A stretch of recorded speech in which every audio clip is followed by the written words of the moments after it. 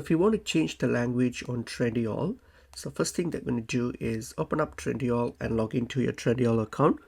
Once I've logged into your account, so to change the language, first change the country. So go to the accounts tab on your app here. So go to the accounts tab, and once you're on the accounts tab, go to the country, which is on the deliver to options here. Select your country. So for the country, for example, let's say I'm choosing UAE, so I'm just going to choose UAE.